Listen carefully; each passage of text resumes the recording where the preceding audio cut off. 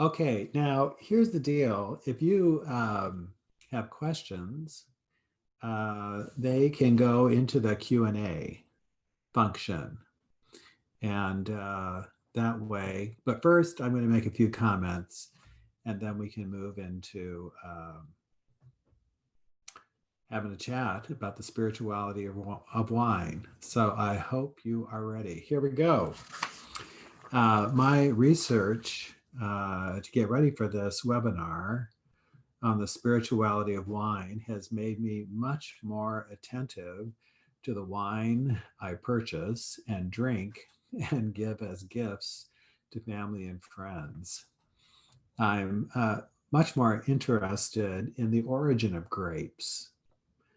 So the kind of soil and the kind of nutrients that have nurtured the grapes into existence, but a little more negatively, wondering if chemical sprays have been used on the grapes, and are those chemical sprays going to be harmful to me, to my spouse, and to my friends, to everybody who drinks that wine. The wine industry has not always been that forthcoming about the kind of chemical sprays that are used. There are some wineries, I can think of a few, especially in the Willamette Valley, that use no sprays whatsoever. The other thing that's made me conscious of is the process by which wine is made. So I'm thinking about the blend of grapes, how different kinds of grapes produce a particular wine and a particular taste. At the same time, again, I'm wondering about additives, because there are a lot of wineries that use additives to give a smooth taste to wine based upon focus groups. Can you believe it? It sounds like a political campaign. So to capture a certain kind of taste, additives are used. And with additives, I sometimes wonder, are those additives helpful or not helpful? And why are you using additives? Is it just to make more profit? In particular, I'm interested in how a glass of wine calls me to be conscious of the land and those who labor in the vineyards and the protection of land. To, in other words, deepen an understanding of the land where we live. So I have a very nice glass of Oregon Pinot Noir here. It tastes great, but my point is, when you and I are taking a sip of wine, we're doing far more than just taking a really nice sip of wine. We are drinking in the vineyard, where it came from, where the grapes came from, the land, the nutrients, and the labor of people we will probably never meet. There's far more to a glass of wine than just having a nice sip is great, but there's far more to that. There are layers within wine. I think a lot of us live in cities, and so we tend to be distant from agriculture. There are whole generations of Americans who have no idea where food and drink actually come from.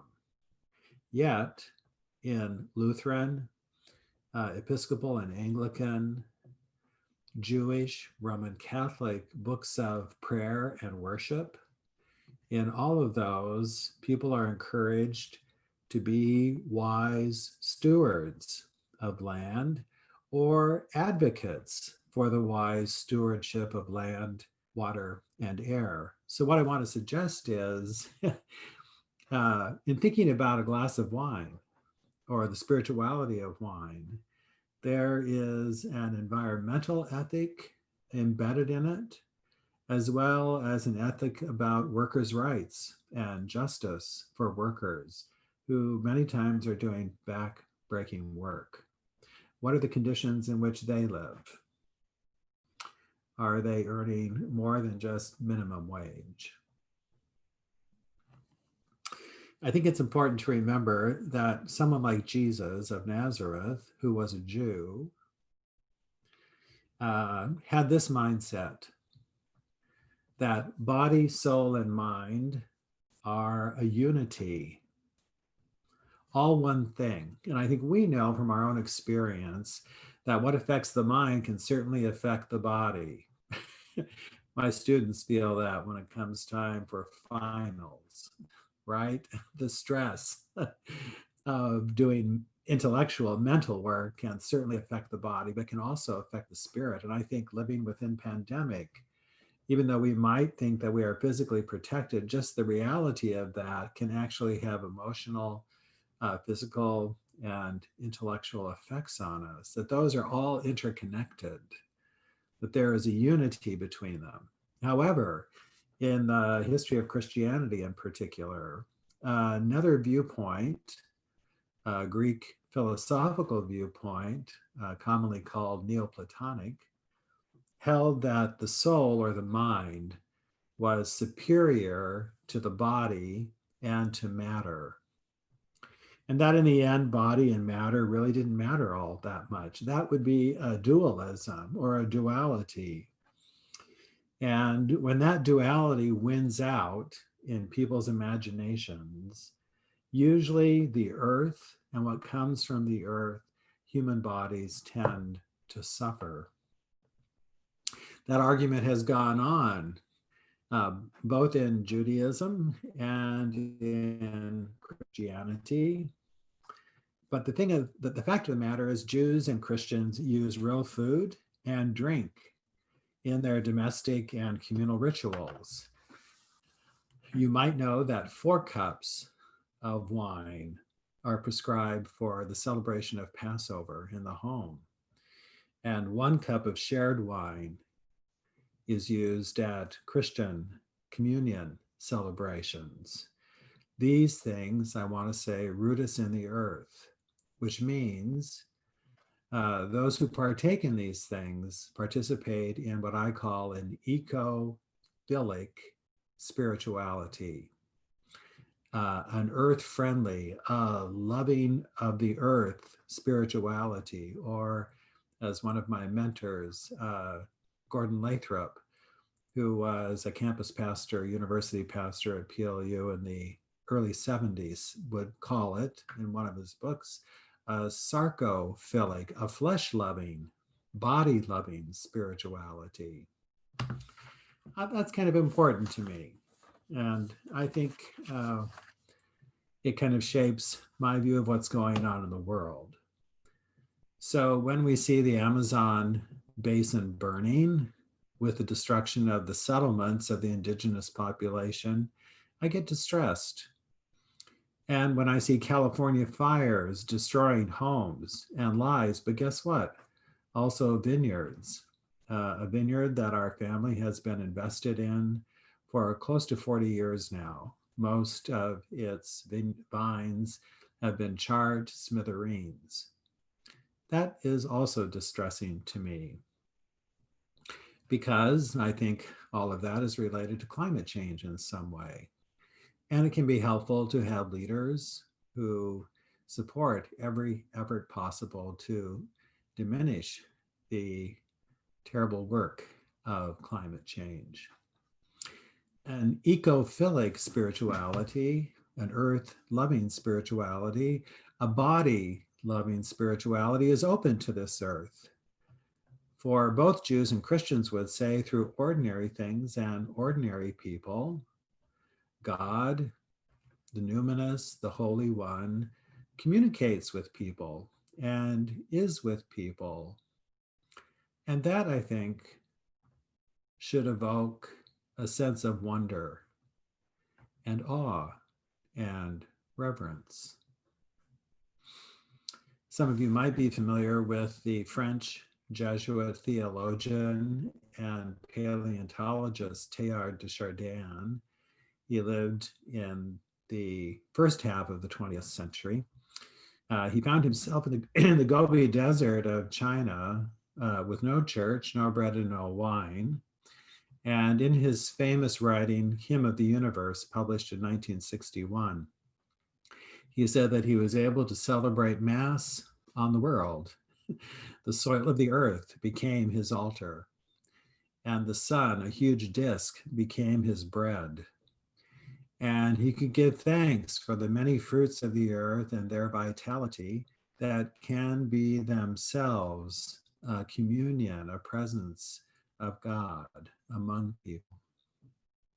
The last thing I want to mention are doubts and questioning and curiosity. It's an experience I had with a friend of mine. We go to the same church in North Tacoma, Christ Church Parish, an Episcopal parish.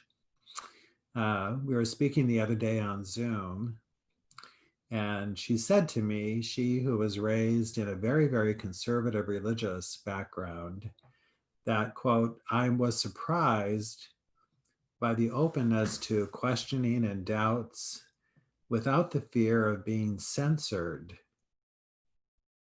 in this particular parish. Questions would be welcome, doubts would be welcome. And also this, she said, I was just kind of amazed by clear love for earthy things. Lots of gardens and foods, special foods that go with all those feasts you people just love to celebrate. Pancakes on Shrove Tuesday and lamb at Easter and orange flavored chocolate coins on St. Nicholas Day. And then all that wine. You just drink wine a lot, not only in church, but outside of it. And then she said, I suddenly got it, that for you, wine is a gift from the earth and from God. It's a blessing in human life. She went on to say, I felt like I had entered into a different country, a different landscape than the bland, legalistic religious one with which I was raised. And at that point, safely on Zoom, we toasted each other with a glass of wine.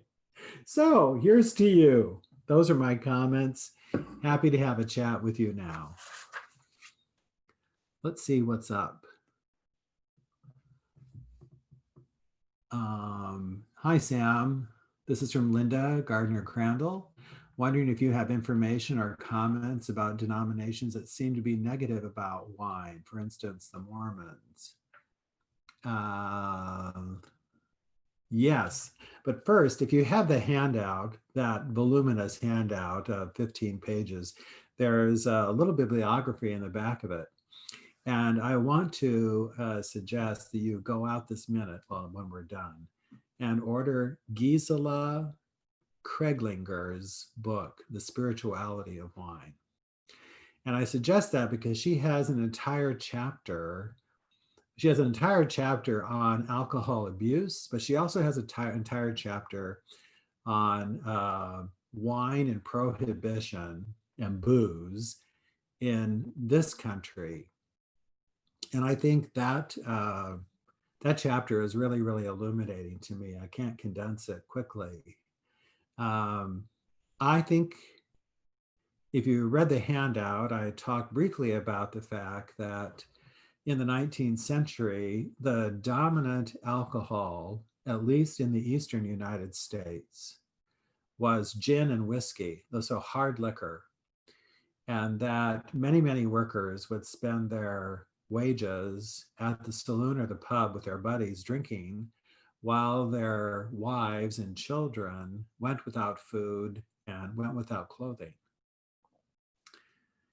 And because of that, the prohibition movement, which was supported by certain Christian denominations, came into existence. Well, those Christian denominations tended to emerge at the Reformation. And as a way of differentiating themselves from anything that looked Catholic, Roman Catholic, or Eastern Orthodox, or Anglican, or Lutheran, because they were all wine drinkers, anything to differentiate themselves meant we're never going to have wine. We're just going to have grape juice.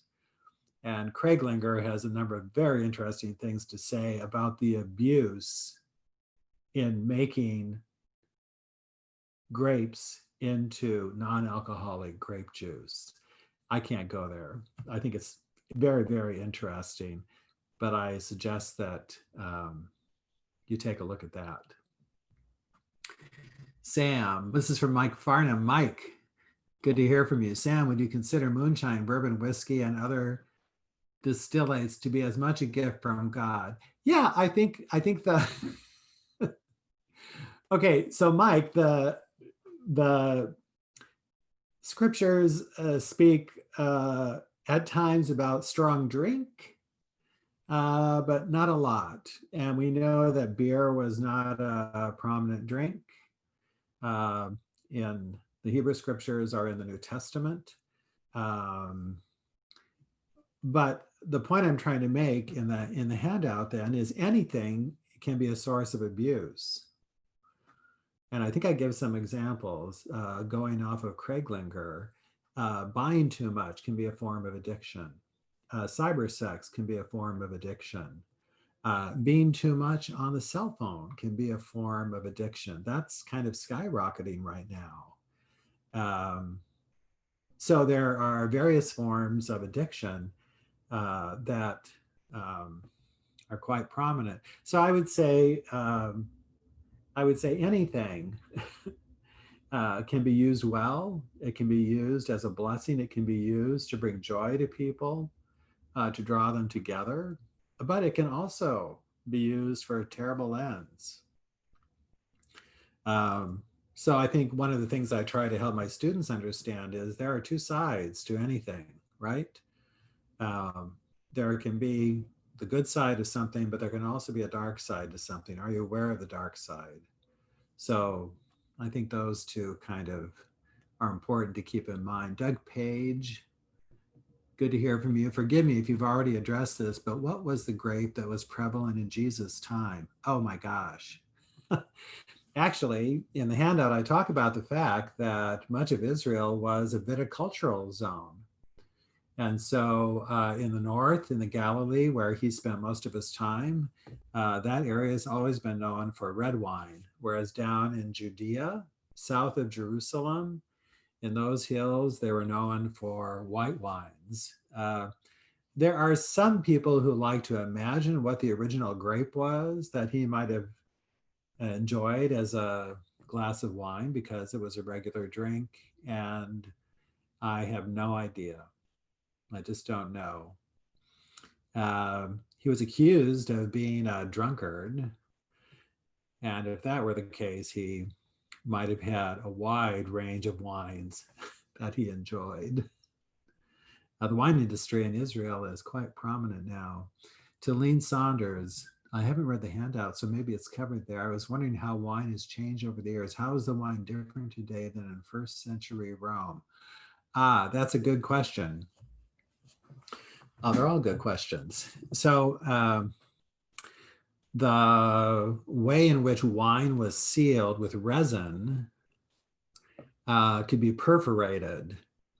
And so the actual quality of the wine itself could degenerate, either through lots of bugs getting into it, exposure to too much oxygen.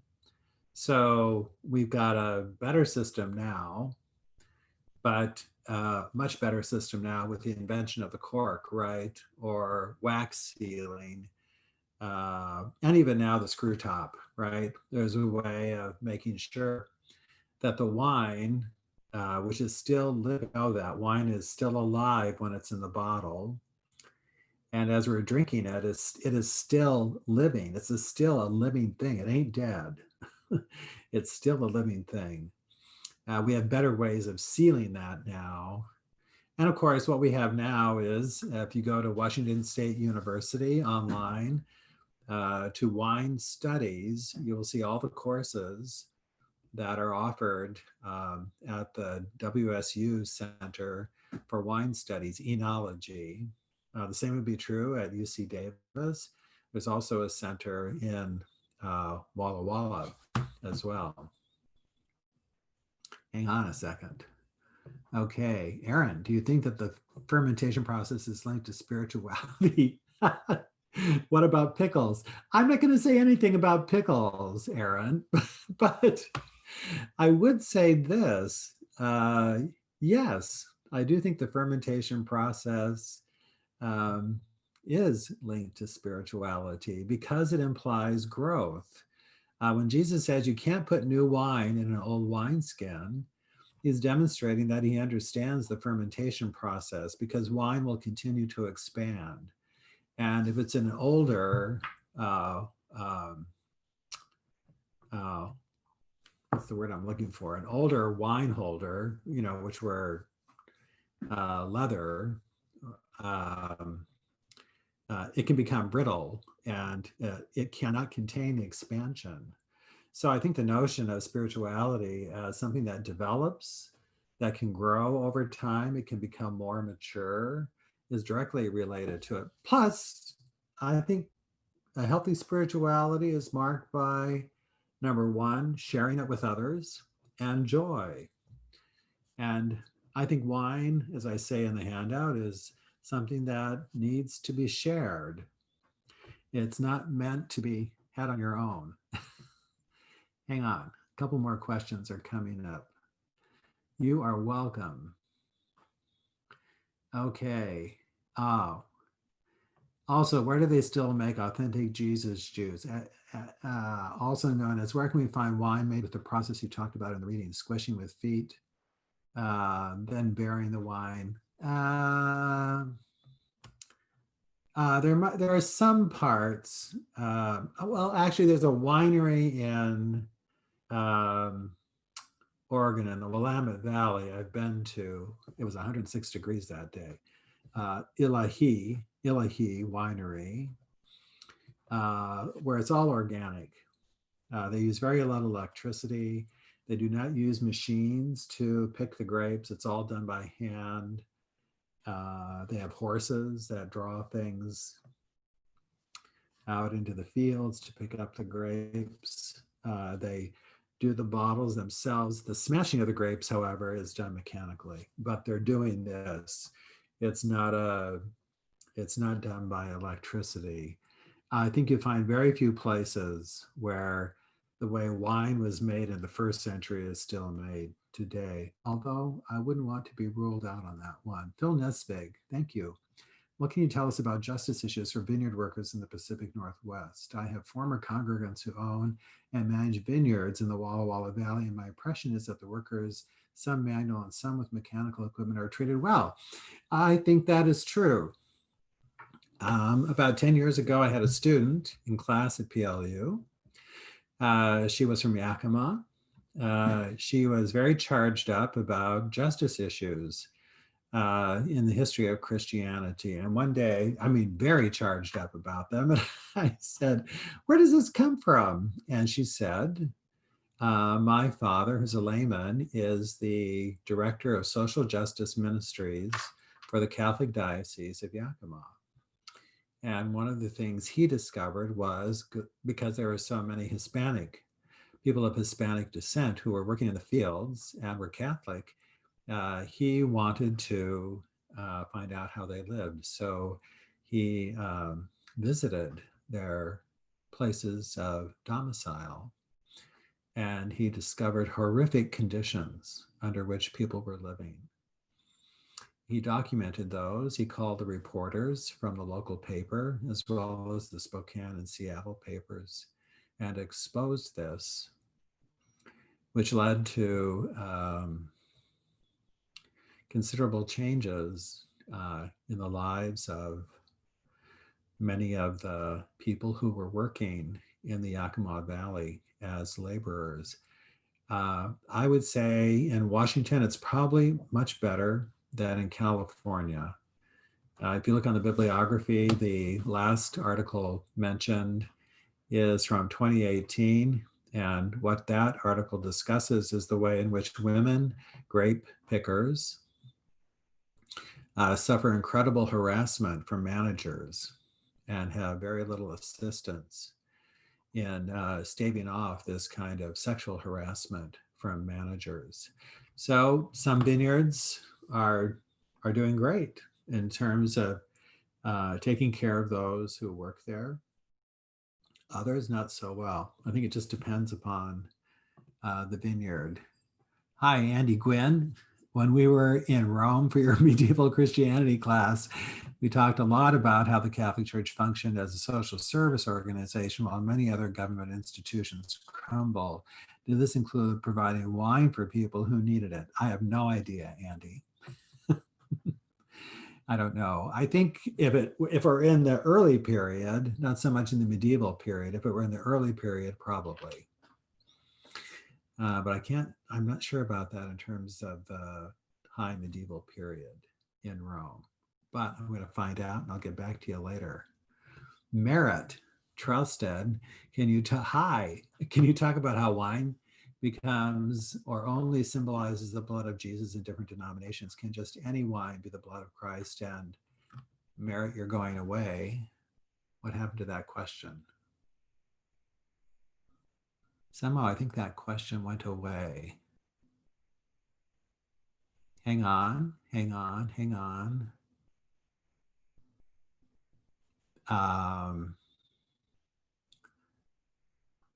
Okay, Merritt was asking me something about, I think it was about Christian denominations that view the wine in communion, for instance. Oh, here. Can you talk about how wine becomes or only symbolizes the blood of Jesus in different denominations? Can just any wine be the blood of Christ? And how, in your opinion, does it become so? Oh, okay. That's a big question.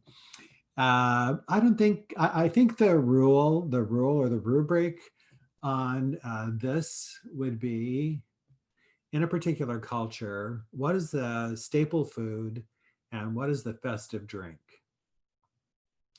And so, for the most part, in the Mediterranean cultures out of which Jesus and the Christian movement emerged, it was wine. That was the festive drink, also a daily drink. And that makes its way into Europe. It makes its way into North America, Central and South America. But the question is, what about cultures that are not wine cultures? For instance, Japan. Although there is wine there, there's sake, but the question then becomes, what would be the festive drink in a particular culture? It might not be wine, it might be something else. And what's the staple food? It might not be leavened or unleavened bread. So what would be the equivalent, the dynamic equivalent there? And then how would those, be able to participate in what Christians call the communion or the Eucharist? And I think the big divide that takes place at the Reformation between those who said, we trust that this bread and wine is the body and blood of Christ, and those who said it's a memory of that. It's not, it's simply bread and wine, is probably it's the great dividing line in Christianity. Let's see, hang on. Okay. Let's see. What wineries in the Pacific Northwest would you recommend visiting? Oh, Manya. Is it Manya? Gaston. I don't know. I don't know about that one. I would encourage you to do some research on wines that are organic, wineries that are made in an organic fashion with as little chemical sprays as possible, with as little additives as possible. We tend to, in our house, we tend to favor the wineries in Walla Walla and in the Willamette Valley. My dad's family comes from Silverton, Salem area. So that's an area we like to go to. But I think you have to do a little research on that. And it also depends, what kind of wine do you like? Okay, I think that's an imperfect answer. I'm sorry about that. From Linda Gardner Crandall, I know that Thomas Jefferson attempted to promote wines in Virginia, but do you have information on other people or churches that tried to promote wines in the early days of our country? Yes, indeed, I do. This had to do with immigration patterns. So for years, I lived in St. Louis, and I did my doctoral work at St. Louis University. And occasionally we would get away from the city and we'd go up the Missouri River to a place called Augusta. And that area was populated by Bavarian Germans who were, and those a little bit north of Bavaria, closer to the Rhine, who were familiar with, came from families that made wine. And so those German, largely German Catholic immigrants either brought vines with them or found vines from the West Coast, and brought them to Missouri. So that had to do with bringing part of who we were in Germany to the United States. So that's kind of a small but thriving viticultural zone. And of course, we find Spaniards emerging up from Mexico into California. And of course, Spain would be a wine country, a great wine country. And they were able to bring vines from Spain, hybridize different vines. So we find on the West Coast and in Missouri, on the West Coast, even down into Arizona, as the primary wine centers in the United States. And they promoted them until until Prohibition. So we were at a winery in Missouri, and I asked the man, I said, "You've been around here since 1895. What happened during Prohibition?" He said, "Well, we knew it was coming, and we dug up all our vines and we hid them in our basements, and we left a few out, and we told, whoever was investigating us, we're Catholics and we're making sacramental wine." Well, that's what the Christian Brothers did in California, right? So they were able to keep their vineyards. Their vineyards were not destroyed, because they could make the argument this serves a religious purpose. Well, once the failed experiment of Prohibition ended, boom, they were ready to go. Whereas other vineyards suffered terribly under Prohibition. Okie doke. Okay, I'll translate that Latin wine. Yes, so Bjorn Larson is saying we're having a Syrah called Ex Umbres et Imaginibus in Veritatem. Out of the shadows and the imagination, there is truth. Does that help? I hope so. Heather Kistler, hey, hi. Do you have opinions on the varying qualities of boxed wine? There are so many now, and financially it seems like a smarter choice and maybe more eco-friendly. I want my pandemic desires to be as rational as possible. Actually, some of those boxed wines are pretty good. On the other hand, here's the thing. You have to ask about the liner in which the wine is being kept. And can there be any infiltration from the liner into the wine itself?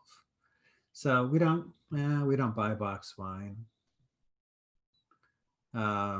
Once in a while, when my mom was at the Tacoma Lutheran Home in assisted living, I would get her those tiny little boxed wines, but also those tiny little champagne things, which she just loved. And she thought it was great, but I was her wine mule. So anything I could bring would be okay with her. Let's see, what else have we got going on here? Let's see, Randy Knutson. Hey, Randy. I think in Lodi, California, where we lived, have smaller boutique wineries that are very careful to not use sprays and use natural pest control.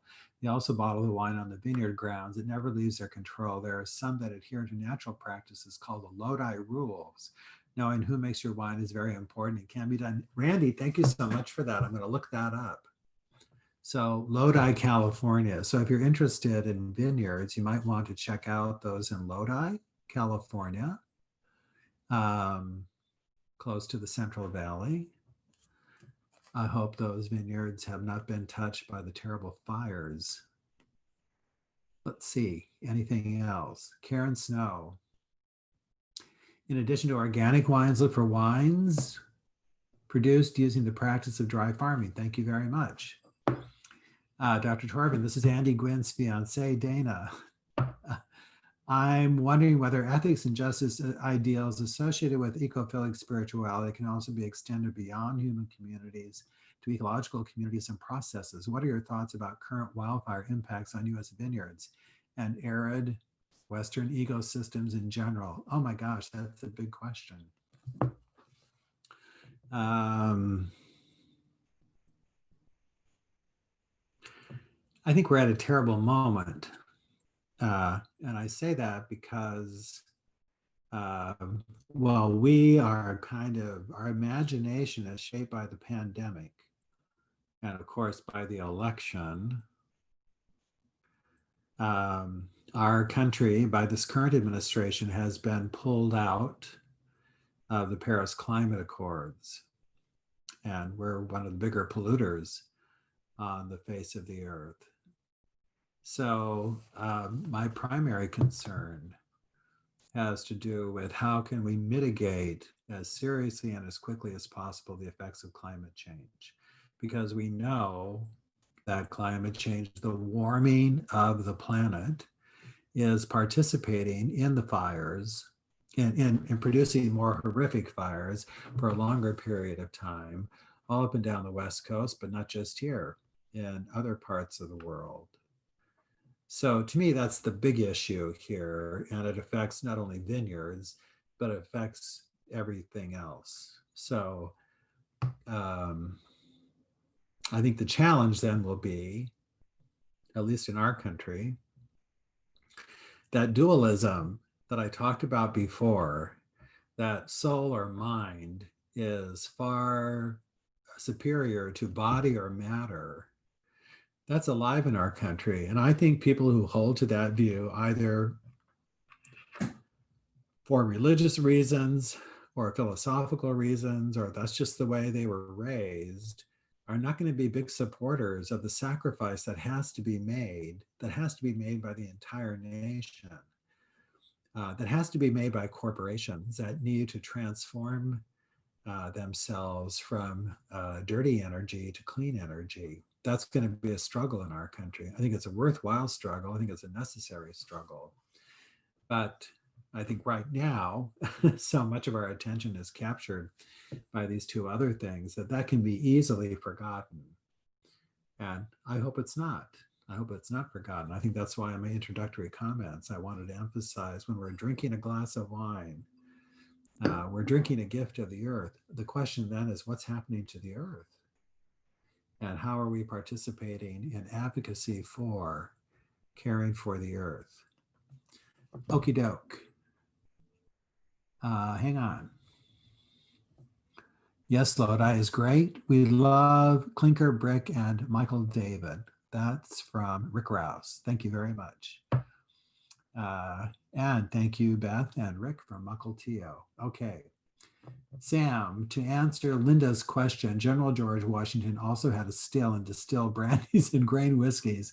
So I'm sure that he also probably made wines. Yeah, but I wonder if they were crappy wines. You know, there's just a small section of New York that, you know, has vineyards. Of course, I'm biased. I'm incredibly biased in favor of Washington wines, then Oregon wines, and then California wines. So I joke with friends from New York about their wines. You know, nice ice wines, white wines, nice Riesling, right? But the rest, oh, give me a break. TBH, I want to try this crappy Washington wine. Okay, don't worry about that. Hang on. Let's see. Thank you for your toast, but you haven't had a sip yet. Okay, David Johnson. Here it is, toasting you. That helps. Okie doke. I think, let's see. Okay, it's a funny prose joke. Can you talk about the volcanic properties of the soil and how that might relate to spirituality? Volcanoes often are akin with gods, and volcanic ash is often a good property of grape-bearing soil. I can speak about volcanic properties, having lived in Rome And that's an area not unlike ours that is surrounded by volcanoes. And the ash, volcanic ash, can make for a much more fertile soil that's friendly to grape production. Uh, so, in terms of spirituality, what at first can appear to be something ominous and menacing, like a volcano erupting, can possibly produce something that will flourish later on. I'm a historian, so I take the long I take the long view. That long view is something that right now is awful could actually produce something that I'll never live to see that could be quite fruitful and wonderful for future generations. I think that's true of ash, but I think that's also true of spirituality, in particular Christian spirituality. What we might experience as something that can be devastating or an obstacle can underneath it actually have a seed of growth. I think we need to hold on to that, especially in the times in which we're living. Okay, my friends, I think we are, let's see. Okay, a couple more questions. Does air rating, can't even pronounce anything. Does aerating wine have any impact on its spiritual significance? Like if you use a decanter and incorporate air, often associated with the divine, is the wine more holy? That's a trick question, and you know it is, Andy Gwynn. I don't think it makes any difference. We just open the bottle and let it, breathe, and then we drink it. We're primitive, I guess, in that regard in our house. We don't do a lot of aerating of things. Yeah, I think that's it. Okie doke. We're coming to the witching hour, my friends. Can you make this into a national forum where you host? Oh, gosh, I'd love the royalties for that. Thank you, Merritt. Not a question, just wanted to say this is from, and I'm sorry, I believe this is a Chinese name, and I'm nervous about pronouncing it. Yun Zhao Zai. I hope I got that right. Please forgive me if I didn't. I had a question, just wanted to say I had so much fun today. Nice to see you, Dr. Trelstead, class of 15 alum. There you go, Merritt. Do witches also enjoy wine? Andy, I think you've had a little too much wine. Toil and trouble. That's what I'm sensing here. People are getting out of control. Hang on. Okay. Yeah, okay. Oops. Come back here, Kathy Engel. Oh, Kathy Engel is going to answer this question live. Okay, very good. Hey, I think we're coming to the end, all right? It's been great to be with you. It's great to be participating in Homecoming. I'm very grateful to Kathy Engel for inviting me to do a Homecoming webinar on the spirituality of wine, and for our tech captain, Jessica Pagel, and our captioner, Michelle. Very happy to be with you. If you didn't get a chance to read the handout, it's 15 pages. I know, single space, blah, blah, blah, blah, blah, you professors. But I think it's superb bathroom literature. And, I don't think you'd take a glass of wine into the bathroom, but if you have a moment of leisure, have a sip and have a read. I especially like there are some texts in the bibliography that I think are I think all of them are great. That's why I put them there. But the Gisela Kreglinger book, The Spirituality of Wine, she's a Lutheran theologian that comes from a wine producing family in Germany. And she's taught here in the United States and has a remarkable grasp on the spirituality of wine.